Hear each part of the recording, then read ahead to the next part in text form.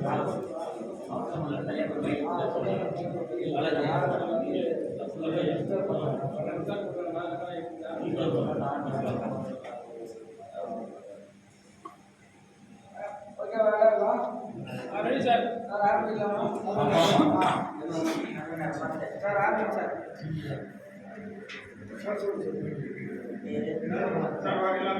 வணக்கம்.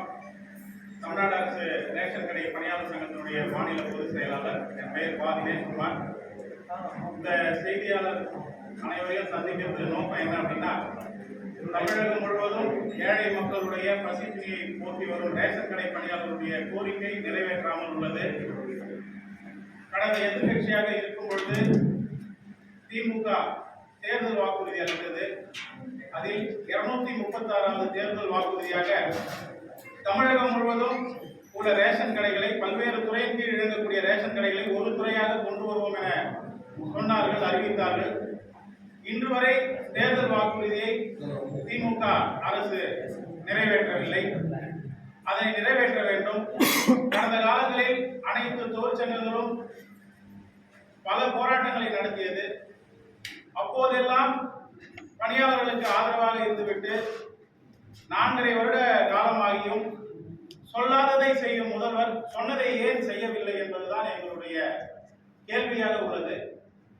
தமிழகம் முழுவதும் அரசினுடைய திட்டங்களை மக்களுக்கு சிந்தாமல் சிதறாமல் கொண்டு சேர்க்கின்றனர் ரேஷன் கடை பணியாளர்கள். ஆனால் அவர்களது கோரிக்கையில் எந்த விதமான முன்னேற்றமும் இல்லை என்பது எங்களுக்கு மிகுந்த வேதனைக்குரிய செயலாக உள்ளது. அது மட்டுமின்றி தமிழகம் முழுவதும் POS கருவியுடன் ப்ளூடூத் இடைத்தரகோடு இணைந்ததனால பொதுமக்கள் மிகுந்த சிரமத்தோடு பொருட்களை பெற்று செல்கின்றனர். ஒரு பொருட்களை விநியோகிப்பதற்கு குறைந்தது 15 நிமிடம் ஆகிறது. இதனையும் கண்டுகொள்ளவில்லை. எங்களுக்கு எவ்வாறு பொருட்கள் நாங்கள் பொதுமக்களுக்கு விற்பனை செய்கிறோமோ, அதாவது 1 கிராம் கூட குறைவில்லாமல் நாங்கள் பொதுமக்களுக்கு கொடுத்து வருகிறோம். ஆனால் எங்களுக்கு கிடங்கில் இருந்து வரக்கூடிய பொருட்களையும் POS-இல் எப்படி நாங்கள் விற்பனை பண்ணுகிறோமோ அதே போல் உள்வரவையும் ஏற்றி கொடுக்க வேண்டும். நுகர்பொருள் வாணிப கழகத்திலிருந்து எடை குறைவின்றி ரேஷன் கடைகளுக்கு வருவதை எண்ட் டு எண்ட் கணினி மயம் என்கிறார்கள். எண்டில் மட்டும் கணினி மயத்தை வைத்துக் கொண்டு ஆரம்பத்தில் கணினி மயத்தை வைக்கவில்லை. இது ஒரு குறைபாடாக உள்ளது. இதனால் பொதுமக்கள் மிகுந்த சிரமப்படுகிறார்கள். கேட்டால் இது மத்திய அரசு திட்டம் என்கிறார்கள். மற்ற விஷயத்தில் எல்லாம் கவனம் செலுத்தி பொதுமக்களுடைய, ஏழை எளிய மக்களுடைய உணவு பசியை தீர்க்கின்ற இந்த திட்டத்தில் அரசு கவனம் செலுத்த வேண்டும். தற்போது முதல்வர் மருந்தகம் ஆரம்பிக்கப்பட்டது.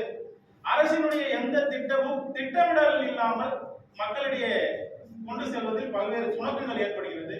முதல்வர் மருந்தகம் என்று ஆரம்பித்துவிட்டு அது தெருக்களிலும் பல்வேறு இடங்களிலும் வைத்துவிட்டு அது சுகாதாரத்துறை இருக்கு, அவங்க மூலமா பண்ணலாம். இன்னைக்கு கூட்டுறவுத்துறையில ரேஷன் கடைக்கு வேலை வரவங்க 10வது 12வது மட்டும் தான் முடிச்சுட்டு வராங்க. அவர்களை வைத்து மருந்தகங்கள் நடத்துறாங்க. அதுல மருந்தகங்கள் விற்பனை குறையும் போது ஒரு நாளைக்கு 100 ரூபாய்க்கு பில் போடணும், 200 ரூபாய்க்கு பில் போடணும்னு சொல்லி பணியாளர்களை ரொம்ப துன்பப்படுத்துறாங்க. இந்த மாதிரி முதல்வர் மருந்தகத்துக்கு தனியா ஒரு துறை இருக்கும்போது கூட்டுறவுத்துறைக்கு ஏன் வழங்குறாங்கன்னு தெரியல. இது மட்டும் இல்ல, தோட்டக்கலைத்துறை இருக்கு, ஆனா பண்ணை பசுமை காய்கறி கடை ரேஷன் கடைக்காரர் நடத்துறாங்க. சமூக நலத்துறை இருக்கு, ஆனா காலை உணவு திட்டத்தை ரேஷன் கடைக்காரர் நடத்துறாங்க. வேளாண்மை துறை இருக்கு, ஆனா வேளாண்மைக்கு உண்டான அனைத்தையும் கூட்டுறவுத்துறை தான் பாக்குறாங்க. இப்படி பல்வேறு விதமான விஷயங்களையும் கூட்டுறவுத்துறை தான் நடத்திட்டு வருது. அடுத்தது தற்போது முதல்வர் அமைச்சருடைய மனதிற்கு ஏற்ற திட்டமான தாய்மானவர் திட்டம். இந்த தாய்மானவர் திட்டம் எதற்காக கொண்டு வரப்பட்டது அப்படின்னா, வயசானவங்களுக்கு வீடு தேடி ரேஷன் பொருளை கொடுக்கிறோம். ஏற்கனவே அதாவது யார் அவங்க ரெஃபரன்ஸ் பண்றாங்களோ அவங்களுக்கு அங்கீகார சான்று பெற்று பொருட்கள் வழங்கப்பட்டது. அதுல ஏற்கனவே பிராக்சி பில், அதாவது கைரேகை விழாதவங்களுக்கு பிராக்சி பில் போட்டோம். அந்த பிராக்சி பில்லே இருக்கக்கூடாதுன்னு சொல்லிட்டு அதுக்கப்புறம் நெட்ல தனியா ஒரு இதெல்லாம் வசதி எல்லாம் பண்ணாங்க.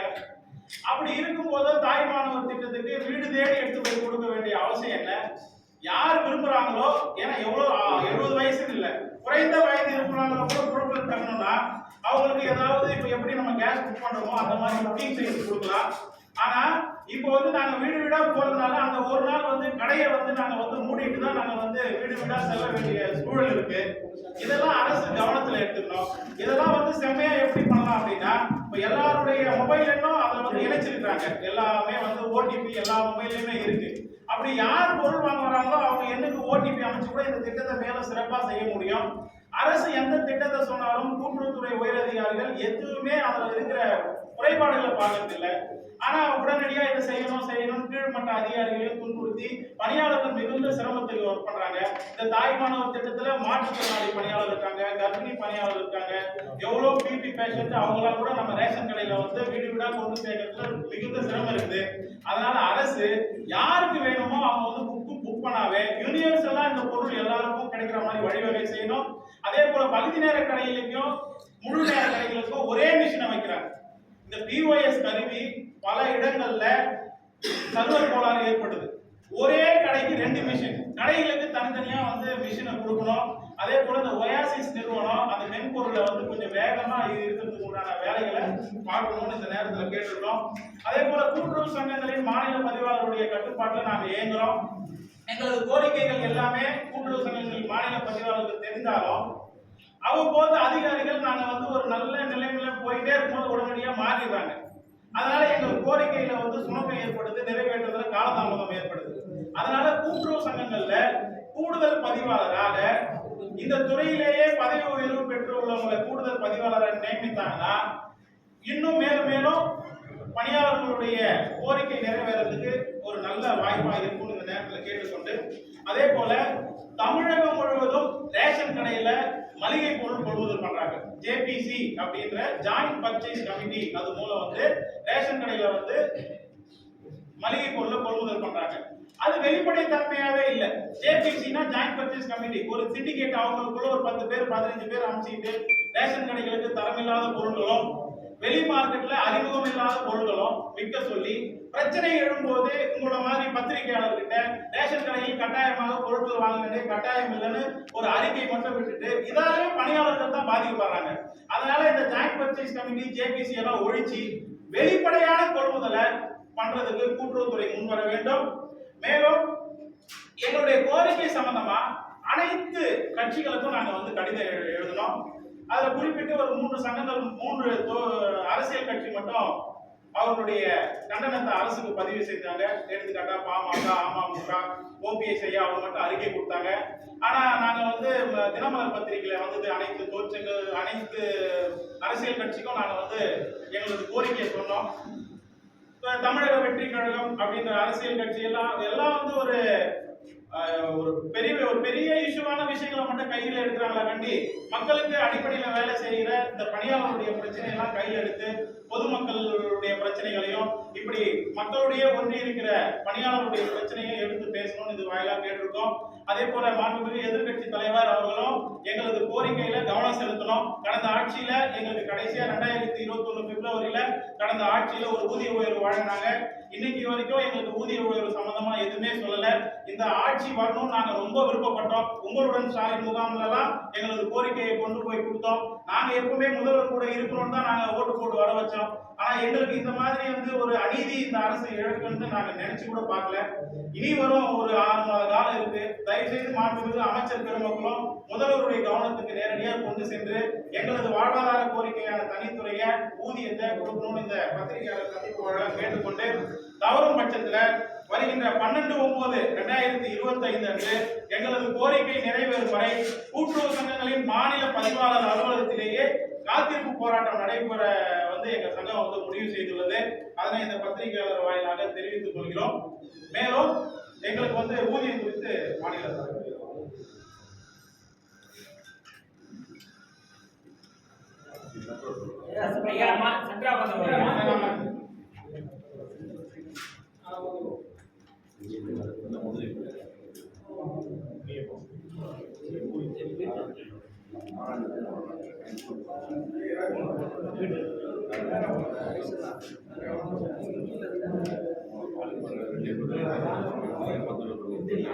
அனைவருக்கும் வணக்கம். எங்களுடைய வாழ்வாதார கோரிக்கையான ஊதியத்தை பெற வேண்டிய கட்டாய காலத்தில் இப்பொழுது இருக்கிறோம். ஏனென்றால் மாத ஊதியம் 50 ரூபாய் அளவில் வழங்கப்பட்டு இன்றைய தினம்